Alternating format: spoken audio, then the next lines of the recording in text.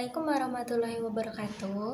Shalom, Om Swastiastu, Namo Buddhaya, Salam Kebajikan. Nama saya Lintang Maula Rofi dengan NIM 20020460020 dari Fakultas Ilmu Sosial dan Ilmu Politik Universitas Mula Warman, jurusan Hubungan Internasional kelas A. Di sini saya akan menjelaskan tentang part 5, yang mana part 5 ini mencangkup dari part 1, part 2, dan part 3, serta part 4 mencangkup dari perbaikan, kesimpulan, maupun pengetahuan yang baru. Di dalam part 1 menjelaskan bahwa manusia itu adalah manusia yang awalnya bodoh, namun dia mendapatkan pengalaman dan pembelajaran yang baru serta ilmu, sehingga dia dapat membuat dirinya menjadi lebih baik lagi di kehidupan yang selanjutnya. Jadi dia memiliki tujuan hidup, yang mana tujuan hidup itu akan mengaturnya menjadi lebih baik lagi. Dan di part 2 kita menggunakan cara pemikiran filsafat, dan part 3 juga seperti itu, menggunakan cara berpikir filsafat seperti mid thinking, common thinking, logic thinking, dan filosofi filsafat.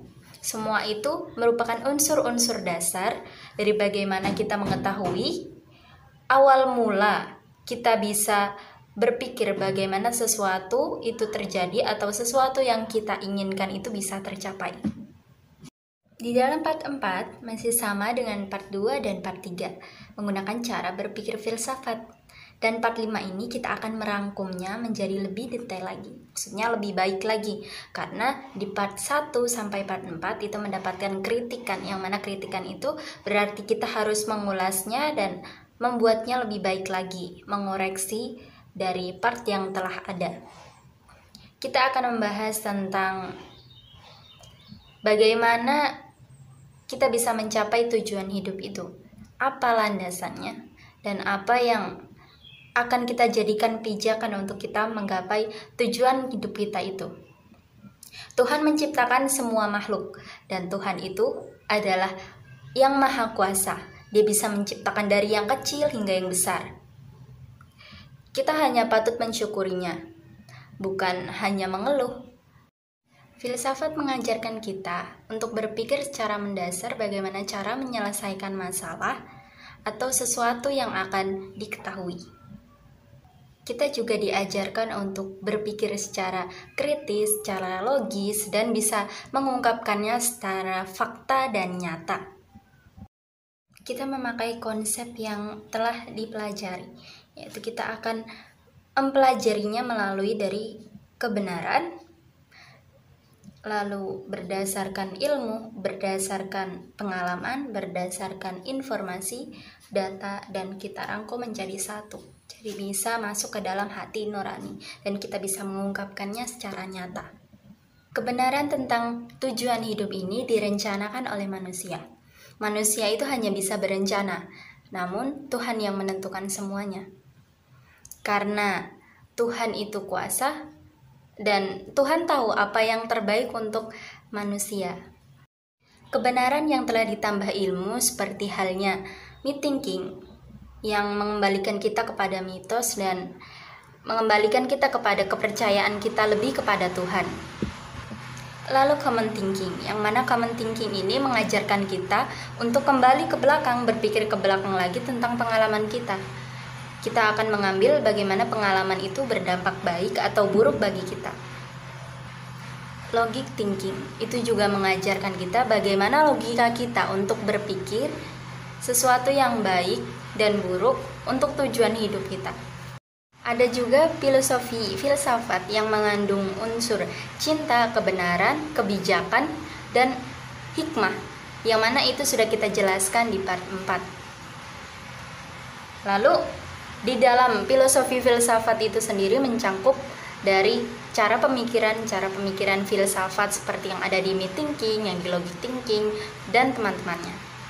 Berdasarkan pengetahuannya bahwa tujuan hidup yang direncanakan itu tidak akan berjalan sesuai dengan apa yang diinginkan. Kadang juga memiliki lika-liku, kadang juga tidak berhasil, tapi itu semua memiliki hikmah. Setidaknya rencana yang telah dibuat, rencana tujuan yang telah dibuat itu tidak menghancurkan masa depan, karena rencana yang telah dibuat ini akan memberikan hasil yang lebih baik. Jika sesuatu tidak disertai dengan rencana, maka tidak akan berjalan sesuai alur. Jika berjalan sesuai alur tapi memiliki alur yang agak belok, itu masih tetap beberapa tujuan akan tercapai dengan rencana yang dibuat itu. Maka dari itu, tujuan itu harus diusahakan dan direncanakan. Beberapanya terinspirasi dari benda, dari seseorang yang bisa menginspirasi atau motivator, dan juga benda juga bisa dijadikan sebuah motivasi. Bahkan hewan pun yang di pinggir jalan atau yang kita temui itu bisa menjadikan motivasi bagi kita bagaimana kita untuk bertahan hidup dan kita akan mencapai tujuan hidup yang kita gapai. Menurut data dan informasi, tujuan hidup itu bisa digapai dengan beberapa cara. Beberapa caranya akan kita jelaskan sebagai berikut. Seperti yang pertama, lebih fokus pada tindakan, yang tentu itu akan membuat kita lebih tertuju pada tujuan hidup kita.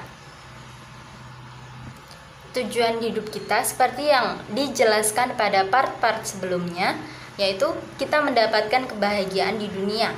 Jika kita mendapatkan kebahagiaan di dunia dan kebaikannya, maka kita akan mendapatkan kebaikan juga di hari nanti.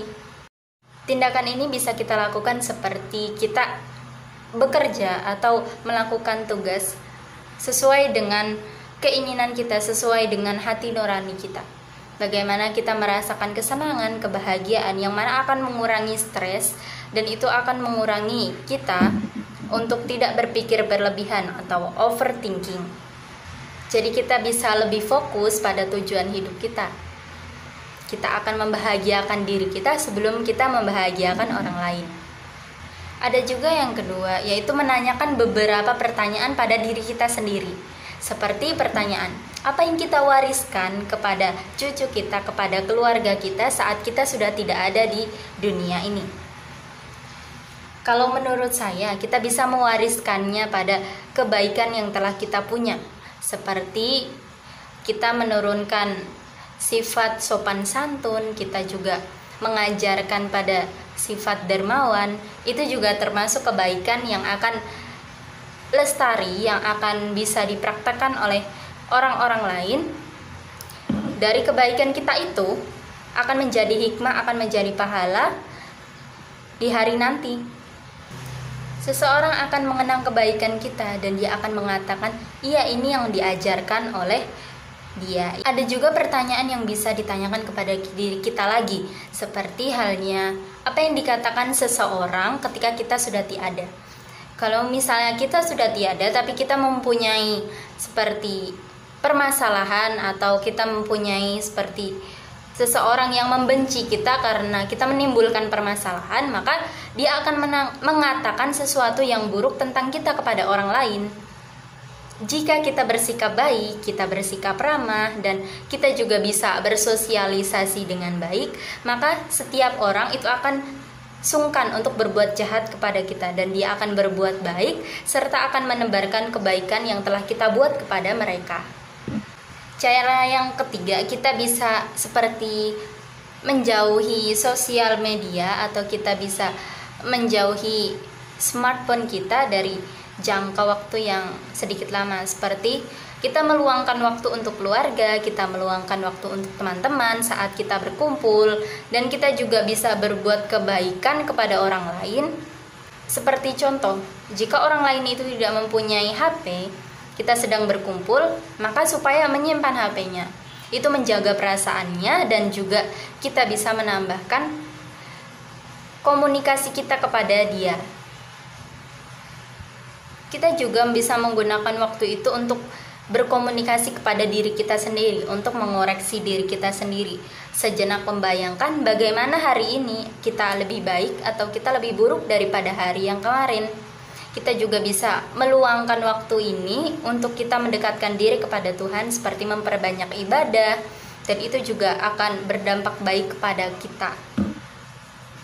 Segalanya tidak mudah kita lakukan, tapi jika kita berusaha, kita banyak berdoa, maka Tuhan akan membantunya. Jika kamu mengalami kesulitan, kamu memiliki teman dekat, maka ceritalah. Jika kamu memendamnya begitu lama, jika kamu tidak kuat, maka akan menyakiti mentalmu. Jika mentalmu telah tersakiti, kamu sendiri sakit, bagaimana kamu bisa membahagiakan orang lain?